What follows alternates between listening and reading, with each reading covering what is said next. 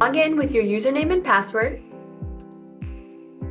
Once you've logged in to the online banking platform, on the left-hand side, you'll see an option for cards. Click on that, and it brings you to the card menu. Every debit card that you have will show as a yellow card on the left. In this test example, we only have one card. As you can see, it has the expiration date visible as well as the last 4 digits of the card, and it's noted as being active. Let's look at our card controls.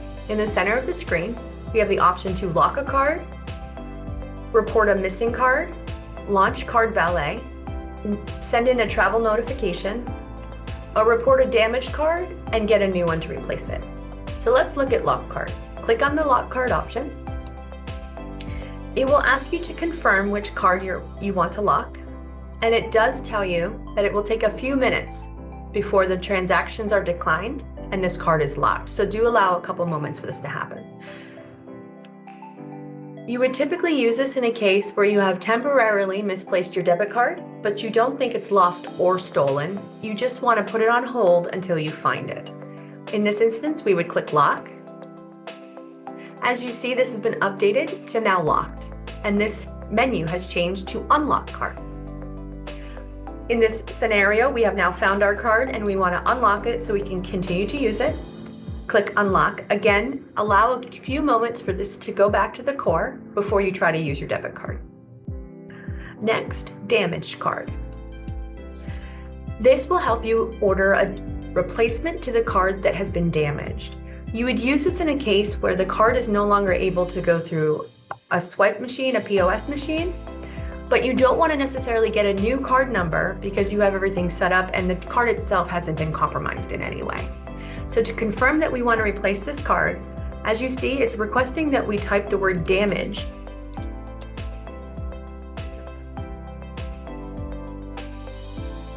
We would click replace card, and it will send an order to the credit union and they will order a replacement card for you. We're going to close out of this one, and let's go to missing card. Missing card is a bit of a combination of both of the two we've looked at. Let's report it as missing. It's asking you, why do we want to permanently block this card? Our options are it's lost or it's stolen. In this instance, let's say it's lost. And then right here, it gives you the option to replace this card. If this is not checked, it will lock this card and note it as being lost, but you will not be reissued a debit card. If you click on this, it will lock the card, note it as being lost, and you will receive a replacement debit card. I'm going to go ahead and close out of this. Travel notifications. Once you click on that, we'll be presented with a drop-down. This will give you a checkbox for every card that you have on file with us, so make sure that you do include all of the cards that you will be traveling with. If you only issue a travel notification on one of your cards, you could potentially be declined on a different card if the organization and the fraud detection tools do not recognize the zip code that you're in when you're doing points of sale. So again, just make sure that you clicked on everything applicable and click apply. Are you traveling within the United States or are you traveling internationally? As you see, depending on which you pick, it changes this drop down. United States, it will ask you for the state. If we say international, it will ask you for the country. So in this, let's say that we're going to Algeria. And let's select our dates of travel. So what is our departure date? We are leaving on November 1st. And when are we returning? We will be gone for a month, November 30th. And that is all you need to do. Click save.